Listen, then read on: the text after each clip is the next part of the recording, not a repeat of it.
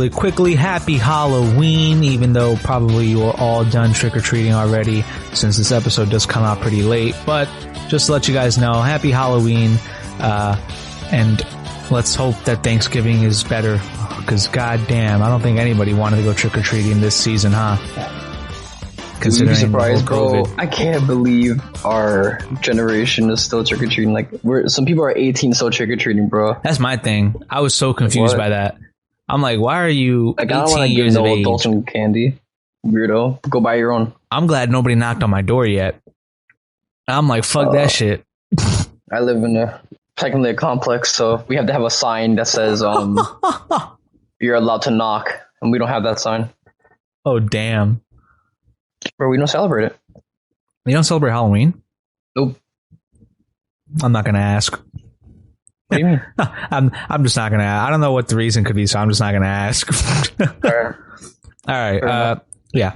So, getting into the first story already, and it's just a loss for Microsoft. Microsoft just always fucking loses, apparently. Comic Book reported today that the Xbox Game Pass just lost 6 games. Yeah.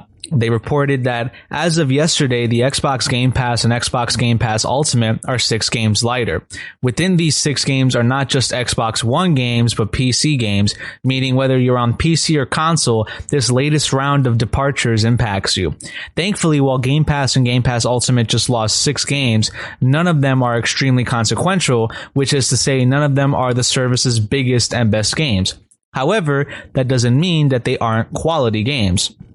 So then they kind of mentioned the games here. So there's After Party, which was on Xbox One, the Red Strings Club, which was on PC, Tacoma, which is on both Xbox One and PC, Rise and Shine, which is on Xbox One, the most tragic loss of them all, Lego Star Wars 3 on Xbox One, and Lord of the Rings Adventure Card Game, which was on both Xbox One and PC. So that's a lot. It's not that bad of an L. That's not that bad, but it is a lot. Imagine losing like 6 games from your pass. Yeah. That's pretty bad. But I thought it would be like some big titles. When you said like Xbox taking like an L, I'm like, oh, GG. Everyone's taking an L today. Everybody. I don't even know why. They just are. But you know, yeah, they're not all that bad, but they're not all that great either, in all honesty. So my brother loves Xbox Game Pass. I'm like, bro, that shit's trash. I don't know why people buy that. Just buy the fucking game. Buy the game, please. And I get that like some games aren't like that. Like if you want to play, let's say we'll talk about PlayStation Now. If you want to play like the Sly Cooper collection, you have to buy PlayStation Now.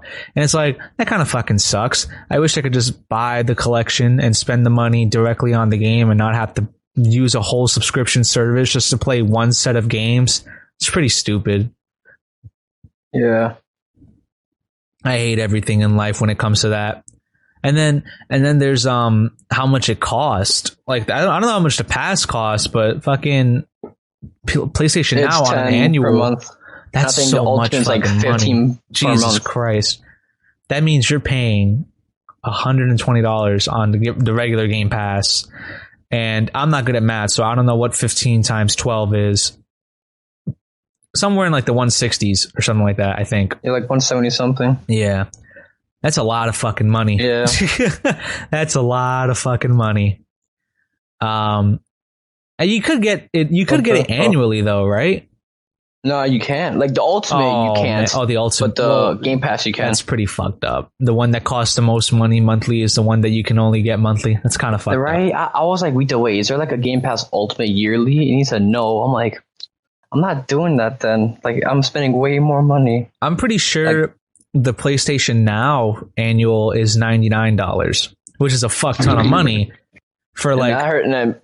I think you could download PS games now, like the PS Now games, because they used to be streaming only, but now I think you could download them. What difference does that make?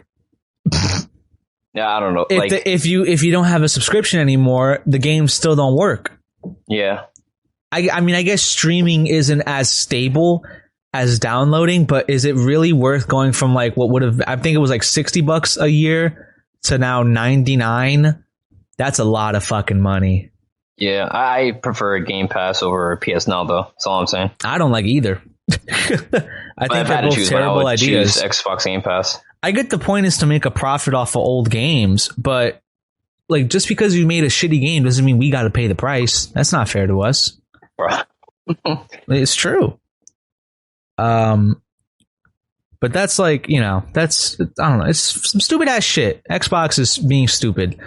They did. Did they release it themselves, or like did the people who like agreed to be in that Game Pass and share some profit like wanted to leave? I don't know. You don't know? Let's see. There's no written rule against the game leaving and coming back. I know like they do remove games like every now and then and add more games to compensate. Yeah, it doesn't say anything about which one wanted to leave. I guess my guess would be that they were just getting rid of those games. Because I mean, when you listen to the games, like you listen to the titles, you don't know these fucking games for the most part.